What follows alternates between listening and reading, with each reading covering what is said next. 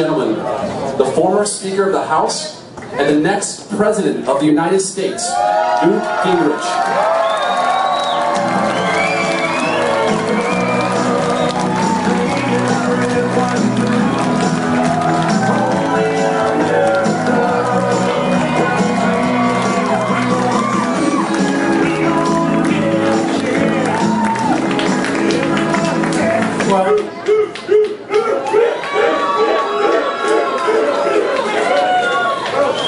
Say a couple of quick things.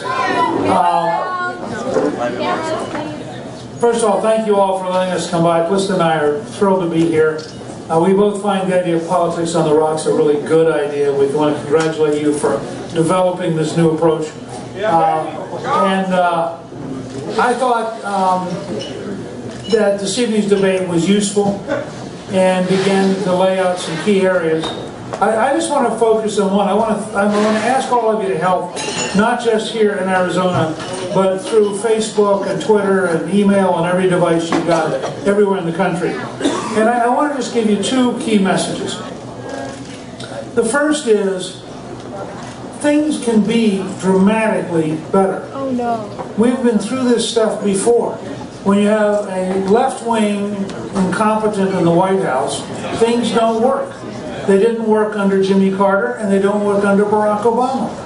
But that's just, all you got to do, frankly, is just change it, and all of a sudden things start working. Ronald Reagan took over when we had gasoline rationing, and you bought gasoline every other day based upon the last number of your car's license plate.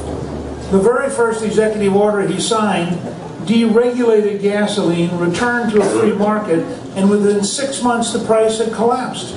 And nobody since then has thought we should go back to something as stupid as gasoline rationing. We adopted a program of really dramatic tax cuts and really dramatic deregulation. We created 16 million jobs in the Reagan years. I came back as Speaker, took the Reagan playbook, cut taxes, cut regulations, develop American energy, be positive about people who create jobs. With Bill Clinton, we created 11 million jobs in 4 years.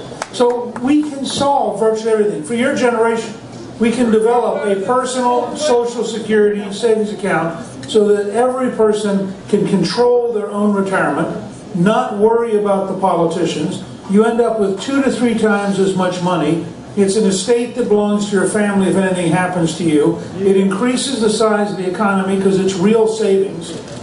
So we end up at a point, we end up at a point in your working lifetime where we generate enough capital that we actually buy back all of our bonds, and the Chinese start looking to us for help. We don't look to the Chinese for help. It's a fundamentally different approach. I'm going to emphasize, because of the nature of the news media, and because, candidly, I'm up against one opponent who has unlimited money from Wall Street, and I've got to get my messages through much more efficiently than he does. I want to focus on one theme, and you all can help me focus on it. And I want to get across the idea that if we have an American energy program, that no American will ever again bow to a Saudi king.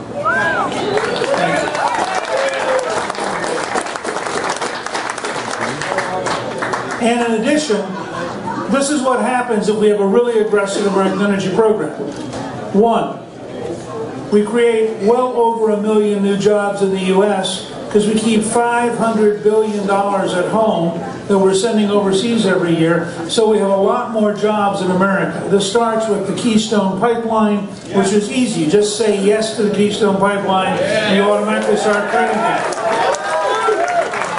Second, it's been estimated that the amount of royalties the federal government will collect by allowing federal land and offshore development is $16 to $18 trillion over the next generation.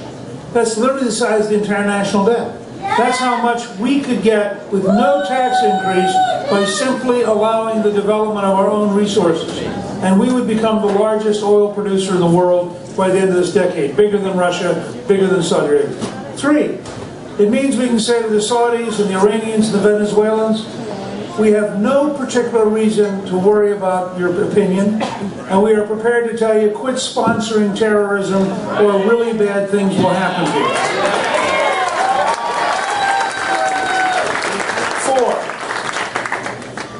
If we had that kind of American energy program, it is totally reasonable to expect gasoline to stabilize between $2 and $2.50 a gallon, and compare that to where Obama is going to take it. Secretary Chu, the Secretary of Energy, said in 2008 he wanted us to reach European prices. That would be $9 or $10 to a gallon. Now, I just want to make this point, and I hope all of you will help me over the next few days, because I think if you said to the average Arizonan, if you vote for Newt, you've got a plan to get to $2.50 a gallon, we would do really, really well in the primary. I mean, this is a very clear, very straight message. I developed Drill Here, Drill Now, Pay Less in 2008. Got 1,600,000 signatures, changed the whole debate into a Wall Street collapse. And I have a very simple principle to say to the President.